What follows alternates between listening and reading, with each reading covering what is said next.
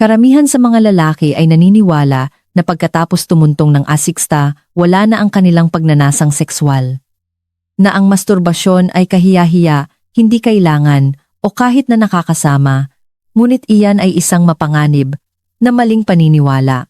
Ang katotohanan, ang pag-iwas sa pansariling kasiyahan, pagkatapos ng edad 60, ay maaaring tahimik na makasama sa iyong mga hormone, magpahina ng iyong sirkulasyon, at magpataas pa ng iyong panganib sa mga problema sa prostate. Nakakita na ako ng napakaraming lalaki na nawalan ng kumpiyansa at sigla dahil lang sa walang nagsabi sa kanila ng katotohanan kung paano talaga gumagana ang kanilang katawan. Ako si Dr. Elena Marisa Santos, isang board-certified urologist at espesyalista sa kalusugan ng kalalakihan na may higit sa 30 taong karanasan sa pagtulong sa mga lalaki na maibalik ang kanilang kumpiyansa, enerhiya, at kalusugang intimo sa bawat yugto ng buhay. Nakatrabaho ko na ang libu-libong lalaki na inakalang ang pagtanda ay nangangahulugan ng paghina hanggang sa ipinakita sa kanila ng agham na ang kanilang katawan ay may kakayahan pa ring magpanibago ng pambihira. Heto ang hindi na pagtatanto ng karamihan. Ang masturbasyon ay hindi ang problema. Ang hindi pag-unawa dito ang problema. Ang ilang lalaki ay natatakot na gawin ito ng madalas, habang ang iba naman ay tuluyang tumitigil. Gayunpaman, parehong extremes ay maaaring makasama sa iyong kalusugan. Ang sikreto ay nasa balanse. Ang pag-unawa kung gaano kadalas at kung paano ito gagawin ng may kamalayan upang ang iyong katawan ay makaramdam na mas malakas, mas kalmado, at mas buhay. Sa susunod na ilang minuto, ibubunyag ko kung gaano kadalas dapat mag-masturbate ang isang lalaking higit sa 6 sa 6 upang protektahan ang kanyang prostate, palakasin ang sirkulasyon, at suportahan ang natural na testosterone. Lahat ay suportado ng pananaliksik, hindi tsismis. Matututunan mo rin kung paano gawing isang mabisang kasangkapan para sa kalusugan at mahabang buhay ang pribadong gawaing ito. At samahan ninyo ako hanggang sa dulo dahil ilalantad ko ang isang karaniwang pagkakamali na ginagawa ng mga lalaki sa panahon ng pansariling kasiyahan na tahimik na sumisipsip ng kanilang enerhiya at nagpapahina sa kanilang mga ereksyon. Sa paglipas ng panahon, bago tayo magsimula, siguraduhing mag-subscribe at i-on ang notification bell. Sa ganoong paraan, hindi mo makaligtaan ang isa pang aralin sa kalusugan ng kalalakihan na batay sa agham na idinisenyo, lalo na para sa mga lalaking higit sa singsta, at kung ang paksang ito ay para sa iyo, i-type ang 1 sa mga komento upang ipaalam sa akin na nanonood ka. Kung hindi, i-type ang 0 para maipagpatuloy kong pagbutihin ang mga video na ito para sa iyo. Ngayon, magsimula tayo sa pag-unawa kung ano talaga ang nangyayari sa loob ng katawan ng isang lalaki pagkatapos ng edad 60. Dahil bago natin pag-usapan kung gaano kadalas ka dapat mag-masturbate, kailangan mong malaman kung paano natural na nagbabago ang iyong mga hormone, daloy ng dugo, at enerhiya, at kung bakit ang kaalamang ito ang susi sa pananatiling malakas at masigla. Section 1. Ano ba talaga ang nangyayari sa katawan ng isang lalaki pagkatapos ng 60? Kapag nakaupo ako sa tapat ng mga lalaki sa aking opisina, mga lalaki sa kanilang 60s, 70s, kahit 80s, madalas kong marinig ang parehong tahimik na pag-amin. Doc, hindi ko na nararamdaman ang sarili ko. Pinag-uusapan nila ang mga umaga na nagsisimula sa paninigas, pareho sa kanilang mga kasu-kasuan, at sa kanilang kumpiyansa, inilalarawan nila ang enerhiya na dating dumadaloy na parang ilog. Ngayon ay tila isang pagod na batis na lamang. Sabi ng ilan, mas malamig ang pakiramdam ng kanilang mga kamay at paa, mas malabo ang kanilang kislap, at ang kanilang pagnanasa, well, hindi naman nawala, ngunit parang napakalayo. Sinasabi ko sa kanila kung ano ang sasabihin ko sa inyo ngayon. Wala sa iyong nararanasan ang nangangahulugang, sira ka na, o lampas na sa iyong kasibulan. Ang nangyayari ay isang hanay ng mga inaasahan at natural na pagbabago na pinagdadaanan ng katawan ng bawat lalaki. Sa ganitong edad, ang iyong testosterone ay dahan-dahang bumababa ng mga 1 o 2% bawat taon mula noong iyong 30s. Ang iyong mga daluyan ng dugo ay hindi na gaanong elastiko tulad ng dati. Bumabagal ng kaunti ang sirkulasyon at ang iyong puso ay kailangang magtrabaho ng bahagyang mas mahirap upang maihatid ang parehong sigla na dati nitong ginagawa ng walang kahirap-hirap. At gayunpaman, kahit sa mga pagbabagong ito, ang iyong katawan ay may kakayahan pa ring magpanibago. Ang kailangan nito ngayon ay hindi pagtanggi o kahihiyan. Ito ay pag-unawa. Nakikita ninyo, ang testosterone ay higit pa sa isang sex hormone. Ito ang nagpapagana sa iyong gana, iyong kalooban, iyong tono ng kalamnan, iyong pagtulog, at maging kung gaano kakabuhay sa iyong sariling balat kapag huminto kang makipag-ugnayan sa iyong sexual na enerhiya, sa pamamagitan man ng pagtatalik o may kamalayang pansariling kasiyahan, nagsisimulang bawasan ng iyong utak ang produksyon ng mga mahahalagang kemikal na ito. Hindi ito parusa. Ito'y biyolohiya. Ang iyong katawan ay tumutugon sa mga senyales. At kung hihinto ka sa pagpapadala ng mga ito, inaakala nitong hindi na sila kailangan. Ngunit heto ang nakapagpapasiglang bahagi. Ang mga parehong senyales na iyon ay maaaring muling pag-alabin sa anumang edad kapag nagsimula kang kumonekta muli sa iyong katawan sa pamamagitan ng paghipo, pagpukaw, at kamalayan. Ipinapaalala mo sa iyong nervous system na kailangan mo pa rin ang enerhiyang iyon, ang sirkulasyong iyon, ang hormonal na ritmong iyon. Nakikinig ang iyong katawan, at ito ay tumutugon. Napanood ko ang mga lalaki sa kanilang 70s na muling nagkaroon ng mas malakas na ereksyon, mas mahimbing na tulog, at mas masayang kalooban. Hindi dahil sa isang tableta, kundi dahil natutunan nilang makipagtulungan sa kanilang natural na biyolohiya, sa halip na labanan ito. Kaya, kung sakaling naisip mo, kung huli na ba para makaramdam muli ng sigla, hayaan mong tiyakin ko sayo, hindi pa. Hindi nakalimutan ng iyong katawan kung paano tumugon. Naghihintay lamang ito na maalala mo kung paano magsalita ng wika nito. At iyan mismo ang ating tutuklasin sa susunod. Kung paano ang isang bagay na kasing simple at natural ng masturbasyon, na ginawa ng may kamalayan at sa tamang dalas, ay makakatulong sa iyo na bawiin ang koneksyong iyon at pag-alabin ang sigla na akala mo'y nawala na. Seksyon 2. Ang tunay na benepisyo ng masturbasyon pagkatapos ng 6C.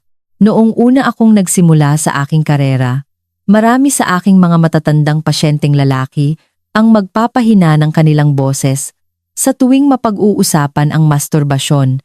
Ang ilan ay hindi mapakali sa kanilang mga upuan, na para bang ang simpleng pag-amin dito ay isang pag-amin ng kahinaan. Ngunit pagkatapos ng 3 dekada sa kalusugan ng kalalakihan, may natutunan akong malalim. Ang mga nananatiling konektado sa kanilang sariling katawan, kahit sa pribado, ay kadalasang nabubuhay ng mas matagal, mas masaya, at nananatiling mas may kumpiyansa kaysa sa mga kumakalas dahil sa pagkakasala o hindi pagkakaunawaan. Ang masturbasyon pagkatapos ng 6 ay hindi lamang tungkol sa kasiyahan. Ito ay tungkol sa pagpapanatili ng pinakapangunahing sistema ng katawan. Ang iyong sirkulasyon, iyong mga hormone, iyong tugon sa stress, at maging ang iyong pagtulog. Kapag nakikibahagi ka sa pansariling ugnayan, ang mga daluyan ng dugo sa iyong buong katawan ay lumuluwag, na nagpapadala ng dugong mayaman sa oxygen sa iyong mga organo, kabilang ang iyong puso at utak. Ang prosesong ito ay nagpapanatiling aktibo at nababaluktot ng sistemang vascular. Isipin mo ito na parang banayad na ehersisyo para sa puso at ugat para sa iyong buong katawan, ngunit mas masarap ang pakiramdam. Mayroon akong mga pasyente na nagsasabi sa akin na mas mahimbing silang matulog at mas sariwa ang gising pagkatapos ng mga sandali ng may kamalayang pansariling kasiyahan. Hindi iyon nagkataon lamang, ito'y biyolohiya sa pagkilos. Tapos, nariyan ang panig ng hormonal.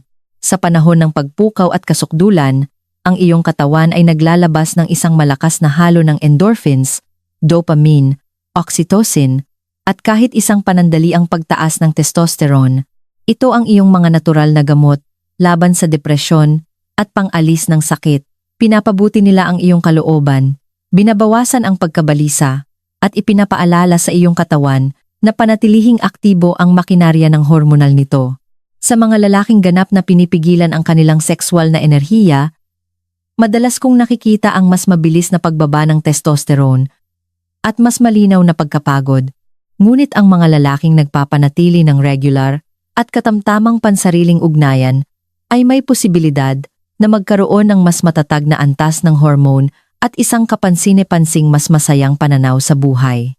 Mayroon ding mas tahimik at mas emosyonal na benepisyo na iilan lang na lalaki ang napag-uusapan. Ang pagbabalik ng tiwala sa sarili.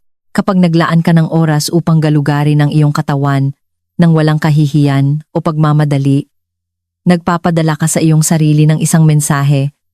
Nandito pa ako. Mahalaga pa ako. Ang pakiramdam ng koneksyon na iyon ay lumalabas. Naiimpluwensyahan nito kung paano mo dinadala ang iyong sarili, kung paano ka nakikipag-ugnayan sa iba, at kung paano mo nararanasan ang buhay. Nakita ko ang mga biyudo, mga lalaking hiwalay sa asawa, at kahit na ang mga may karamdaman na muling natuklasan ang isang pakiramdam ng kapayapaan at pagmamalaki sa pamamagitan ng may kamalayang pangangalaga sa sarili. Kaya, kung iniisip mo kung ang masturbasyon pagkatapos ng 60 ay mabuti pa rin para sa iyo, ang sagot ay isang malaking oo. Hindi dahil hinahabol mo ang kabataan, kundi dahil inaalagaan mo ang sigla. Ito ay isa sa pinakasimple, pinakanatural na paraan upang mapanatiling balanse ang iyong sistema, kalmado ang iyong diwa, at buhay ang iyong kumpiyansa. Ngunit gaano kadalas mo ito dapat gawin upang makuha ang mga benepisyong ito nang hindi nakakaramdam ng pagod? Diyan nagbibigay sa atin ang agham ng isang malinaw at nakakagulat na nakapagpapalakas na sagot. At iyan mismo ang ating aalamin sa susunod. Section 3. Kaya, gaano kadalas dapat mag-masturbate? Ang isang lalaking higit sa asinsta. Ito ang tanong na halos bawat lalaki na higit sa 60 ay nagtatanong sa akin. Bagamat karamihan ay nag-aatubili, bago nila gawin, ibinababa nila ang kanilang boses, tumitingin sa paligid ng silid, at bumubulong. Dok, gaano kadalas ko dapat itong ginagawa? Nakikita ko ang kawalan ng katiyakan sa kanilang mga mata. Bahagyang pagkausyoso, bahagyang kahihiyan, bahagyang takot sa sagot, at lagi kong sinasabi sa kanila ang parehong bagay. Walang dapat ikahiya sa pagtatanong. Ito ay isa sa pinakanatural at mahalagang tanong na maaaring itanong ng isang lalaki tungkol sa kanyang kalusugan. Ang totoo, walang iisang bilang na akma sa lahat, ngunit mayroong isang ritmo, isang balanse na kinikilala ng iyong katawan. Karamihan sa mga siyentipikong pananaliksik at karanasan sa klinika ay nagpapahiwatig na para sa mga lalaki sa kanilang INCSTs pataas, 2 hanggang 3 beses sa isang linggo ay isang perpektong dalas. Sapat na iyon upang mapanatili ang malakas na sirkulasyon, panatilihing matatag ang antas ng hormone, at suportahan ang kalusugan ng prostate nang hindi labis na pinapagod ang iyong sistema. Ang ilang lalaki ay mas maganda ang pakiramdam nang bahagyang mas madalas, ang iba naman ay bahagyang mas kaunti. Ang layunin ay hindi sundin ang isang mahigpit na tuntunin, kundi pakinggan kung ano ang nararamdaman ng iyong katawan pagkatapos. Dapat kang makaramdam na relax, malinaw ang isip. At kahit na may enerhiya, hindi pagod o magagalitin. Ang kapansin-pansin ay kung paano nakikinabang ang buong katawan sa tuloy-tuloy na ritmo. Ang regular na paglalabas ay tumutulong na linisin ang likido sa prostate, na binabawasan ang pamamaga at pagtigil na maaaring maipon kapag ang mga lalaki ay matagal na hindi naglalabas ng semilya. Sinusuportahan nito ang daloy ng dugo, binababa ang mga stress hormone tulad ng cortisol, at nagpapadala sa iyong utak ng isang malakas na mensahe. Buhay ako, malusog ako, gumagana ako. Ang susi ay ang banayad na regularidad, hindi intensidad. Isipin mo ito na parang pag-aalaga ng hardin. Hindi mo ito binubuhusan ng isang beses sa isang buwan. Dinidiligan mo ito ng tuloy-tuloy upang patuloy na yumabong ang buhay. Mayroon akong mga pasyente na ilang buwan na walang anumang sexual na aktibidad, naniniwalang ito ang kagalang-galang o mas ligtas na gawin. Marami ang nagkaroon ng mga sintomas ng pagkapagod, mababang kalooban, at kahit nahirap sa ereksisyon. Ngunit nang magsimula sila ng isang tuloy-tuloy na gawain, may kamalayan, katamtaman, at balanse, bumalik ang kanilang enerhiya, bumuti ang kanilang pagtulog, at lumalim ang kanilang pagkalalaki. Isang lalaki sa kanyang 70s, ang nagsabi sa akin na pakiramdam niya ay may ilaw na muling binuksan sa loob niya. Iyan ang ginagawa ng tamang ritmo. Muli nitong pinasisigla ang natural na circuitry ng sigla. Kaya huwag mag-isip sa mga tuntunin ng mga patakaran o pagkakasala. Mag-isip sa mga tuntunin ng kalusugan. Hindi kailangan ng iyong katawan ang perpeksyon. Kailangan nito ang pakikilahok, isang matatag, may kamalayang ritmo ng paglalabas. Ang nagpapanatiling maayos na pagtakbo ng makina, pinoprotektahan ang iyong prostate, iyong puso, at maging ang iyong isipan. Ngunit ang dalas ay isang bahagi lamang ng palaisipan, ang oras ng iyong pagsasanay, at ang paraan ng iyong pagharap dito ay maaaring ganap na magbago ng mga epekto nito sa iyong katawan at enerhiya. At iyan mismo ang ating tutuklasin sa susunod. Section 4, ang pinakamahusay na oras ng araw at kung paano ito gagawin ng may kamalayan. Sa paglipas ng mga taon, napansin ko ang isang kamangha-manghang bagay tungkol sa mga lalaking nagpapanatili ng malakas na sigla hanggang sa kanilang 70s at 80s. Hindi lang sila nagtatanong kung gaano kadalas mag-masturbate, nagtatanong sila kung kailan at paano.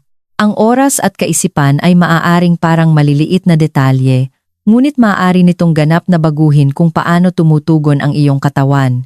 Hindi lamang ito tungkol sa paglalabas. Ito ay tungkol sa pag-unawa sa natural na ritmo ng iyong katawan at pakikipagtulungan dito sa halip na labanan ito. Ang iyong mga hormon ay sumusunod sa isang pang-araw-araw na siklo, katulad ng pagsikat at paglubog ng araw.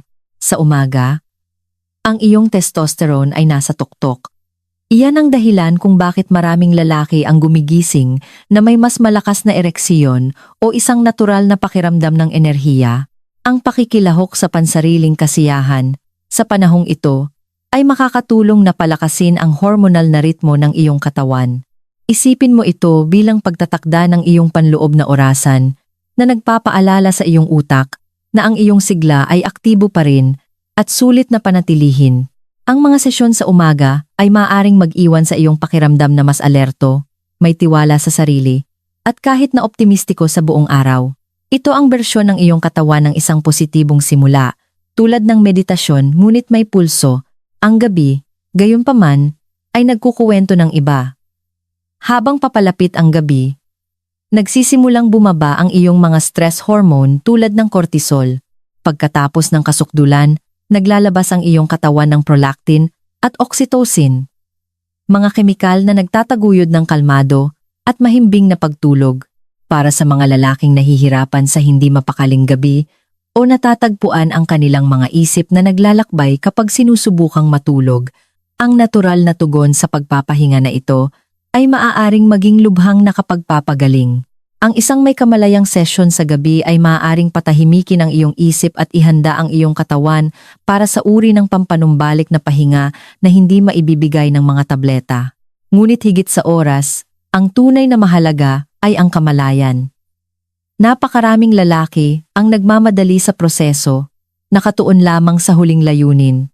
Tinatrato nila ang pansariling kasiyahan bilang isang bagay na mekanikal, isang gawain na dapat tapusin. Ngunit kapag nagdahan-dahan ka, kapag huminga ka, nagbigay pansin, at kumonekta sa iyong katawan, ang karanasan ay ganap na nagbabago. Ang iyong nervous system ay nagbabalanse. Bumubuti ang iyong sirkulasyon.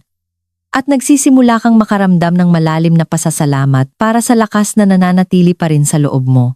Madalas kong sabihin sa aking mga pasyente, hindi ito tungkol sa pagganap, ito ay tungkol sa presensya. Kapag ginawa ng may kamalayan, ang masturbasyon ay nagiging higit pa sa isang kilos. Ito ay nagiging gamot. Pinapagaling nito ang isip tulad ng katawan. Ipinapaalala nito sa iyo na mayroon ka pa ring kontrol, sigla at halaga. At kapag sinimulan mo itong lapitan, nang may pasensya at pag-aalaga, ang mga benepisyo ay dumarami. Mas magandang kalooban, mas mahimbing na pagtulog, at isang tahimik, panibagong kumpiyansa na dala mo sa iyong araw. Ngunit heto ang problema. Tulad ng anumang makapangyarihan, ang sobra o kulang ay maaaring makasira ng balanse at ang pag-unawa sa manipis na linyang iyon. Ang mga panganib ng labis na paggawa nito o tuluyang pag-iwas dito ay maaaring magulat sa iyo. Iyan mismo ang ating aalamin sa susunod. Section 5, ang mga panganib ng masyadong madalas o masyadong bihirang paggawa nito.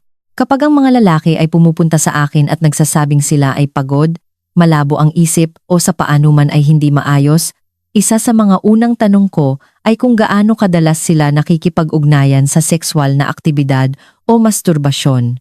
Karamihan ay humihinto. Hindi sigurado kung dapat ba silang sumagot ng tapat. Ngunit lagi ko silang pinapaalalahanan, ang iyong katawan ay hindi nagsisinungaling. Ang totoo, parehong labis na pagpapakasawa at kumpletong pag-iwas ay maaaring tahimik na makasira sa balanse ng iyong sistema, na nagiiwan sa iyong pakiramdam na mas mahina, hindi mas malakas, kapag masyado kang madalas mag-masturbate. Lalo na nang walang kamalayan o emosyonal na koneksyon.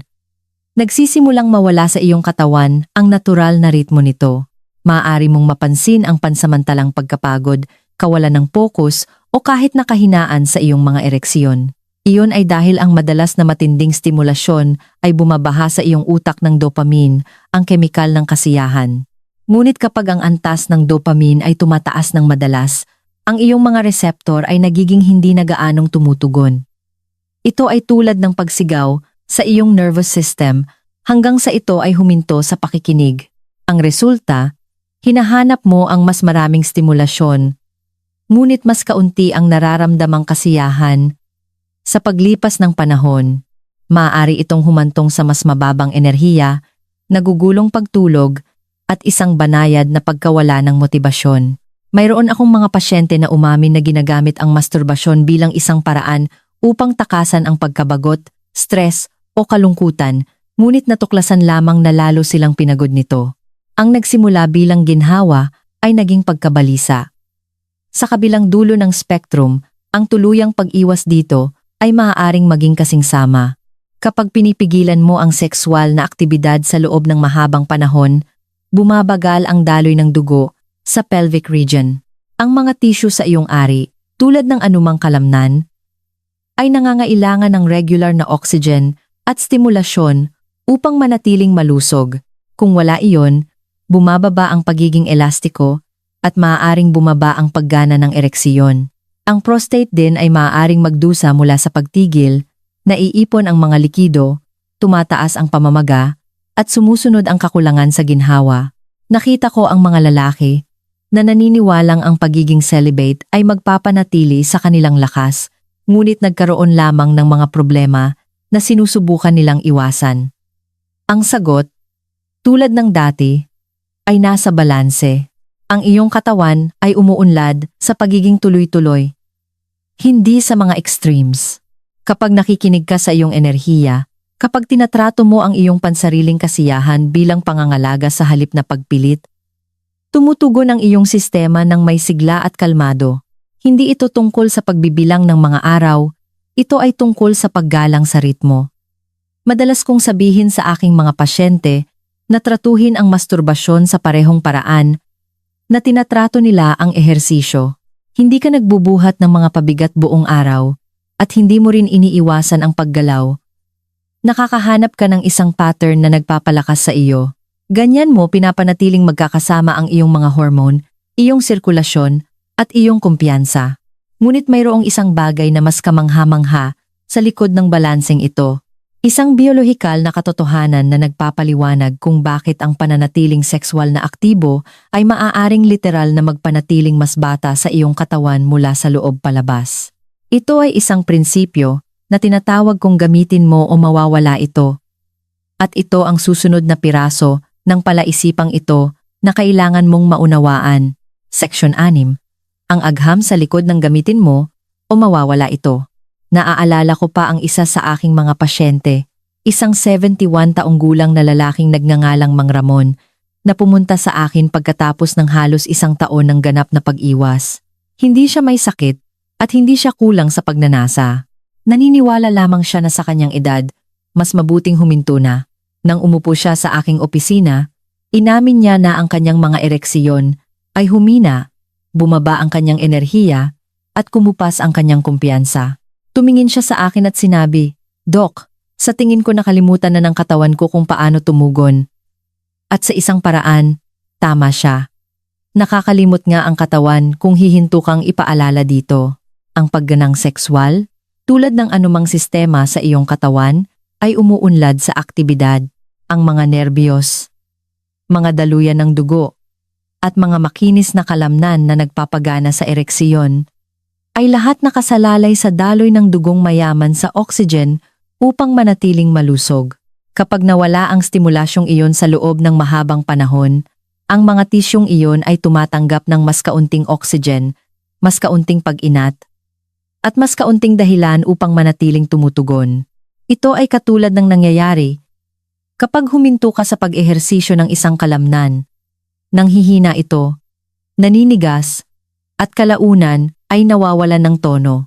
Ngunit sa sandaling simulan mo itong gamitin muli, bumubuti ang sirkulasyon, bumabalik ang pakiramdam, at sumusunod ang lakas. Iyan ang prinsipyong gamitin mo, o mawawala ito. At ito ay isa sa pinakamakapangyarihang katotohanan tungkol sa kalusugang sexual ng lalaki. Ang masturbasyon, kapag isinasagawa ng may kamalayan at tuloy-tuloy, ay nagpapanatiling aktibo sa buong sistemang ito. Pinapanatili nito ang pagiging nababaluktot ng vascular, pinapanatiling bukas ang mga daanan ng nerbiyos, at nagbibigay ng senyales sa iyong utak na magpatuloy sa paggawa ng testosterone at iba pang mahahalagang hormone. Ipinapakita ng mga pag-aaral sa Journal of Sexual Medicine na ang mga lalaking regular na nakikipagtalik, mag-isa man o may kapareha, ay nagpapanatili ng mas malakas na paggana ng ereksyon at nag-uulat ng mas mataas na pangkalahatang sigla kaysa sa mga hindi. Sa madaling salita, kailangan ng iyong katawan ng mga paalala na ito ay buhay pa at kailangan. Nakita ko ang mga lalaki sa kanilang 70s na ganap na binago ang kanilang kalusugang intimo sa pamamagitan lamang ng muling pagkonekta sa gawaing ito. Sa loob ng ilang linggo, bumubuti ang kanilang sirkulasyon, bumabalik ang kanilang mga ereksiyon sa umaga, at nararamdaman nilang mas alerto at may motibasyon. Hindi ito mahika. Ito'y pisyolohiya. Ang katawan ng tao ay hindi kapani-paniwalang madaling umangkop. Nakikinig ito sa mga senyales na ibinibigay mo. Kapag huminto ka sa pagpapadala ng mga senyales na iyon, bumabagal ito. Kapag nagsimula ka muli, muli itong nag-aalab. Kaya, kung sakaling naisip mo kung ang pansariling ugnayan ay may layunin pa rin pagkatapos ng singta, ang sagot ay oo.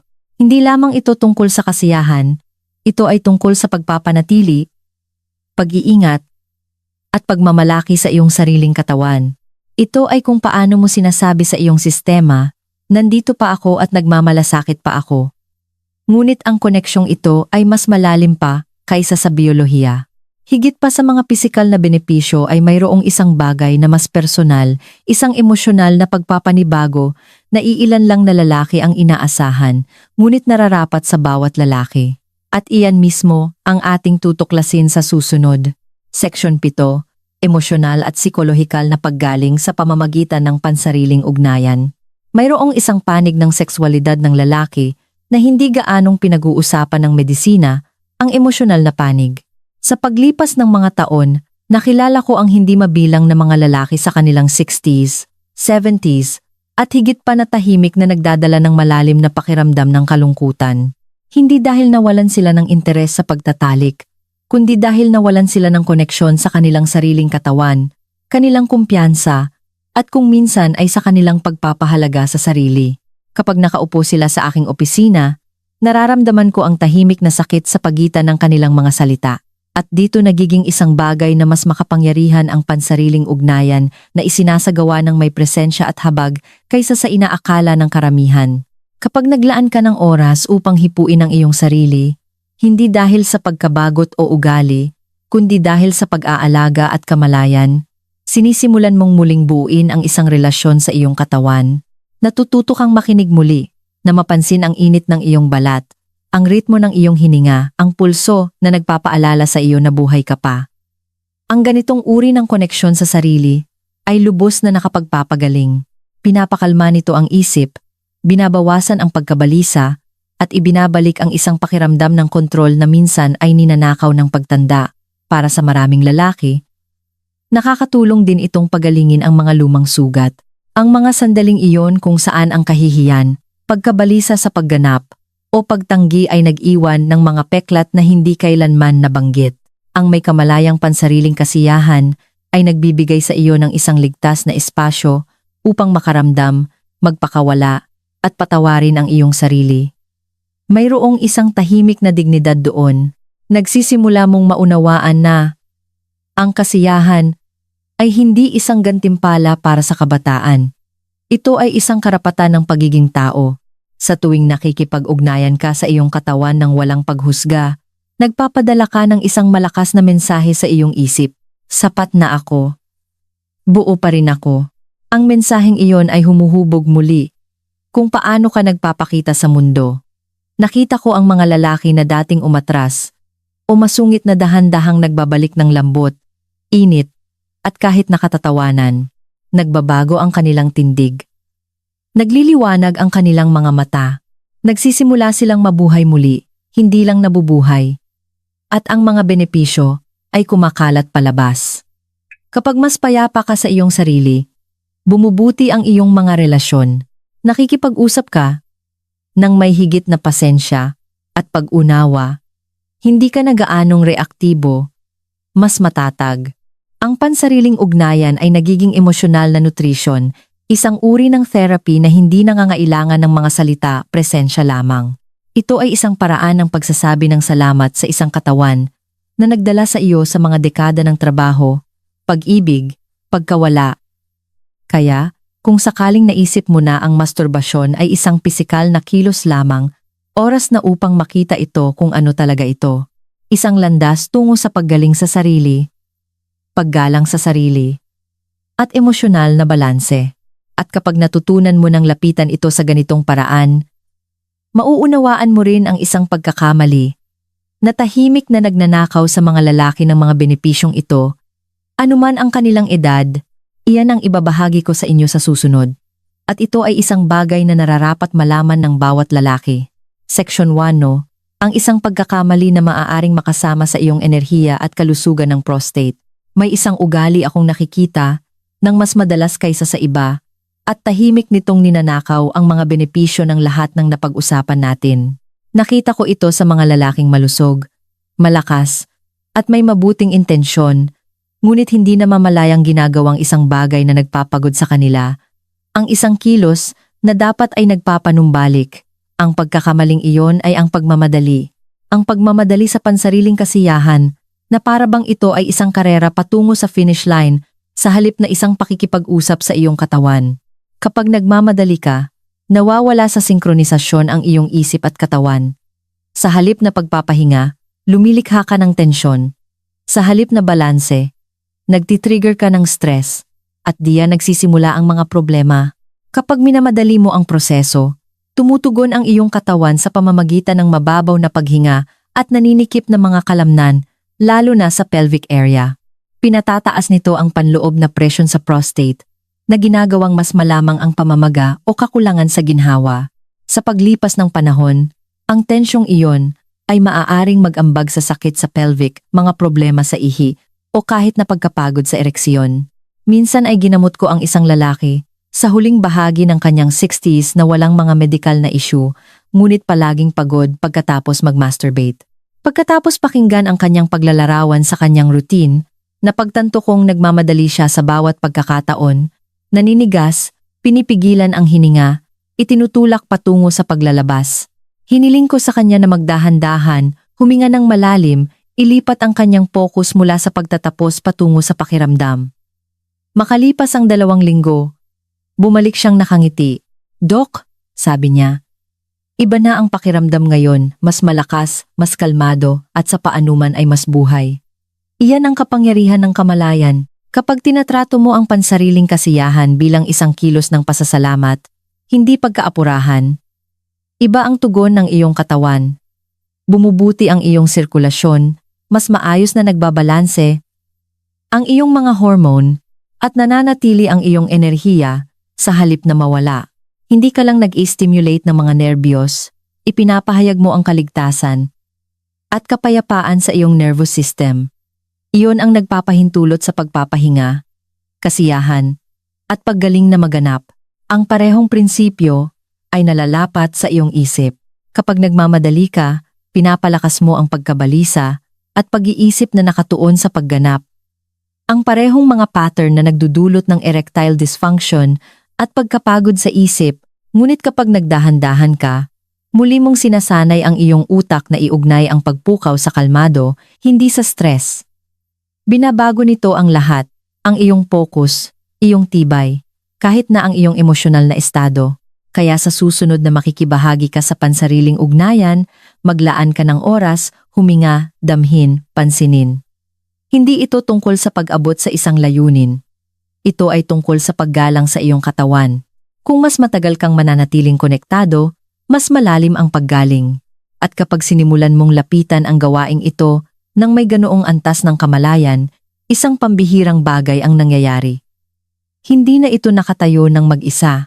Nagiging bahagi ito ng iyong pangkalahatang kagalingan, na walang putol na sumasama sa natitirang bahagi ng iyong pamumuhay. At iyan mismo ang ating aalamin sa susunod. Kung paano ang intimong gawin na ito ay umaangkop sa isang mas malaki at mas malusog na ritmo para sa natitirang bahagi ng iyong buhay. Section Siyam. Kung paano gawing bahagi ng isang malusog na pamumuhay ang pansariling ugnayan. Kapag nakikipag-usap ako sa mga lalaki sa kanilang 60s at 70s tungkol sa masturbasyon, hindi ko ito ipinapakita bilang isang hiwalay na kilos. Bahagi ito ng isang kumpletong estratehiya para sa kalusugan. Ang iyong kalusugang sexual ay hindi isang bagay na umiiral. Nang mag-isa, nakatali ito sa lahat ng iba pa. Iyong puso, iyong mga hormone, iyong isip, iyong pagtulog, kahit na iyong pananaw sa buhay. Kapag ang mga sistemang ito ay nagtutulungan, hindi ka lang nakakaramdam na buhay, nananatili kang buhay. Ang pansariling ugnayan kapag isinasagawa sa tamang paraan ay maaaring maging isang pundasyong gawi na sumusuporta sa iyong buong katawan. Isipin mo ito na parang iyong paglalakad sa umaga o iyong mga bitamina. Hindi ito isang bagay na ginagawa mo ng palihim o may kahihiyan. Ito ay isang bagay na ginagawa mo para sa balanse. Kapag isinama sa tamang ehersisyo, pinapalakas nito ang sirkulasyon at tumutulong na mapanatili ang pagiging elastiko ng iyong mga daluyan ng dugo. Kapag sinusuportahan ng nutrisyon, lalo na ang mga pagkaing mayaman sa zinc, omega-3 at antioxidants, nakakatulong ito sa regulasyon ng hormone at kalusugan ng prostate. Madalas kong sabihin sa aking mga pasyente, kung kumakain ka ng tama, gumagalaw araw-araw, at nananatiling konektado sa iyong katawan, sasabihin sa iyo ng iyong mga ereksiyon ang lahat ng kailangan mong malaman tungkol sa iyong kalusugan. Ngunit hindi lamang ito pisikal. Ang pagsasama ng pansariling ugnayan sa isang malusog na pamumuhay ay nangangahulugan din ng pagprotekta sa iyong emosyonal na estado. Ang meditasyon, kamalayan, at malalim na paghinga ay lahat nagpapahusay sa gawaing ito.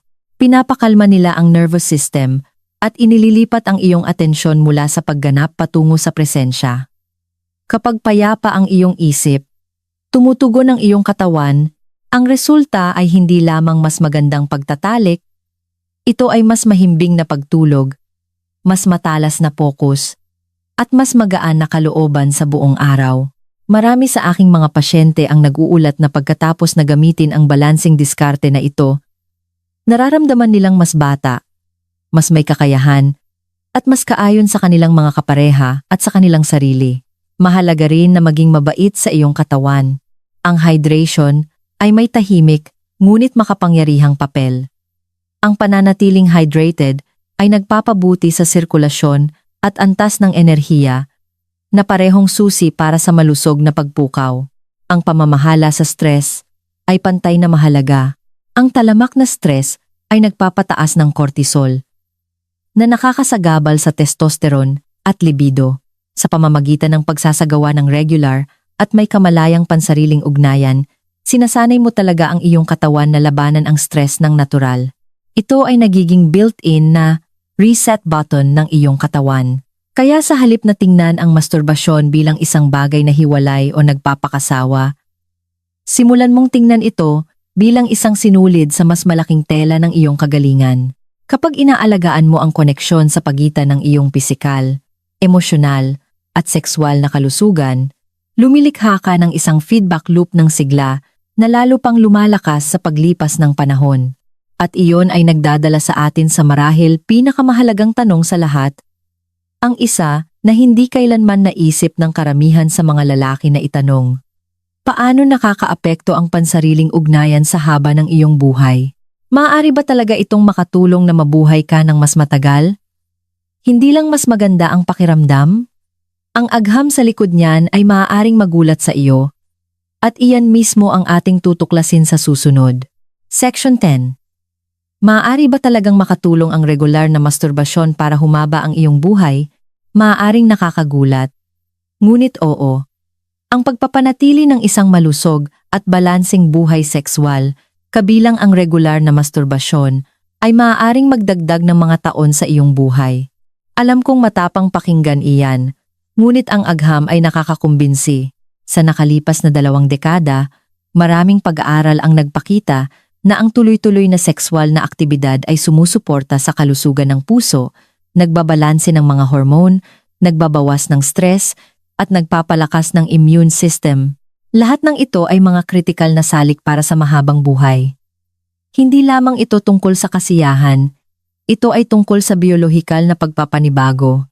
Kapag narating mo ang kasukdulan, naglalabas ang iyong katawan ng isang halo ng mga nakapagpapagaling na kemikal, oxytocin, endorphins at nitric oxide.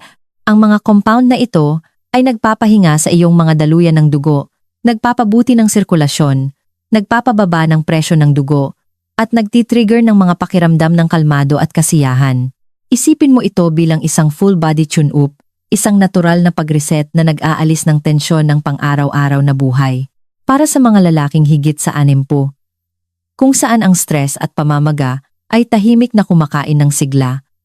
Ang natural na paglalabas na ito ay maaaring literal na makatulong sa katawan na gumaling mula sa loob palabas. Nakita ko ang mga lalaking may hypertension, insomnia, at talamak na pagkapagod na muling nagkamit ng katatagan pagkatapos isama ang gawaing ito ng may kamalayan at regular sa kanilang buhay. Ngunit ang mga benepisyo ay hindi hihinto doon. Ang regular na paglalabas ng semilya ay tumutulong na linisin ang prostate, na binabawasan ang pag-iipon ng mga nagpapaalam na compound na maaaring humantong sa kakulangan sa ginhawa o sakit. Ito ay isang hakbang sa pag-iwas na gumagana sa likuran. Tahimik na pinoprotektahan ang isa sa pinakamahalagang organo sa katawan ng isang lalaki.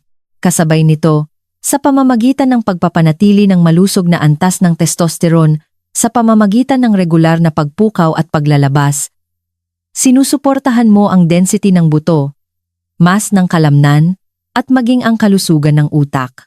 Ito ang dahilan kung bakit ang mga lalaking nananatiling sexual na aktibo hanggang sa kanilang katandaan ay madalas na mukhang mas matalas, mas may tiwala sa sarili, at mas bata kaysa sa kanilang mga kasamahan.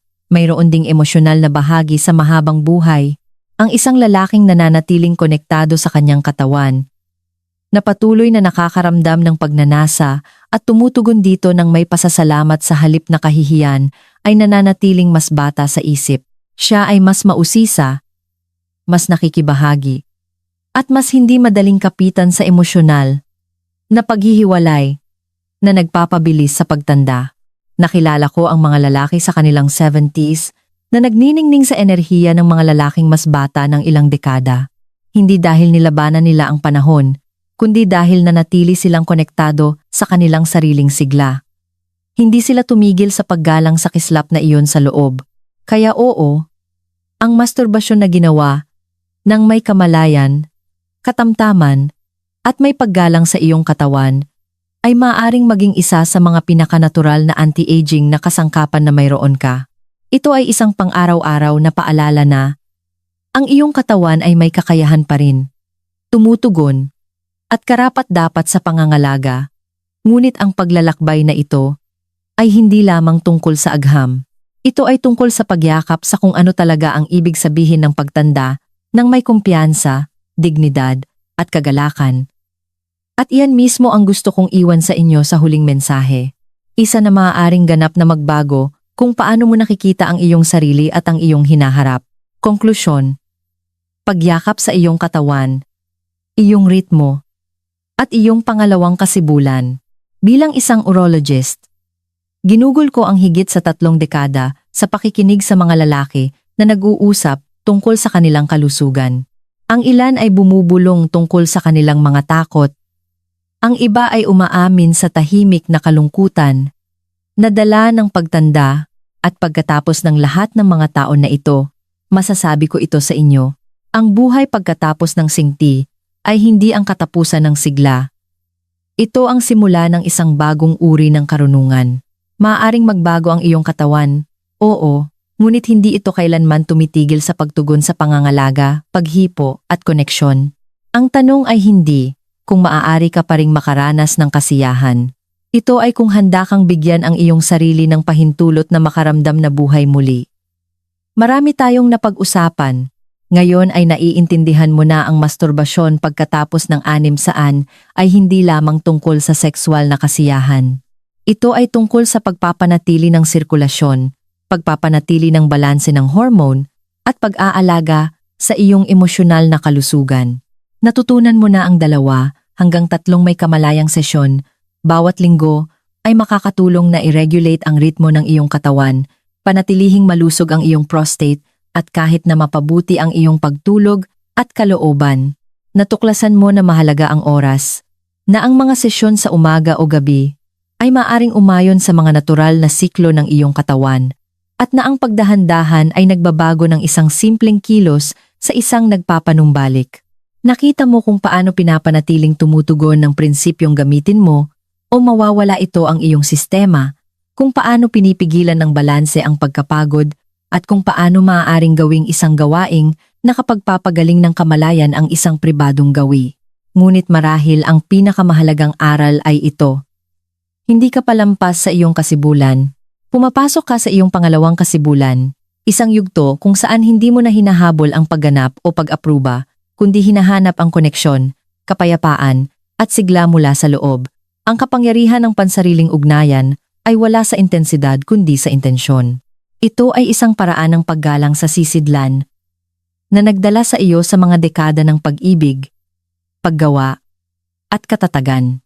Bawat may kamalayang sandali ng pangangalaga sa sarili ay nagiging isang tahimik na pagpapatunay na kabilang ka pa rin sa iyong katawan, iyong mga pagnanasa, at iyong buhay.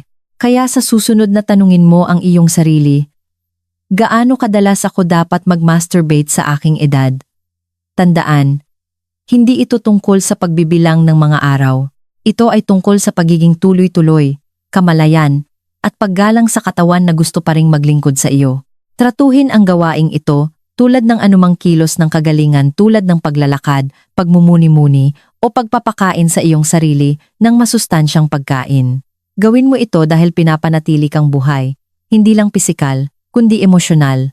Ang pagtanda ng may dignidad ay hindi tungkol sa pagsuko. Ito ay tungkol sa pag-angkop ng may layunin. Ito ay tungkol sa pag-unawa na ang kasiyahan, koneksyon, at sigla ay walang petsa ng pag-expire. At kung aalagaan mo ang katotohanang iyon, ang iyong 60s, 70s, at kahit na 80s ay hindi magiging parang mga huling kabanata ng iyong kuwento. Magiging parang simula sila ng isang mas mayaman at mas malalim na kuwento.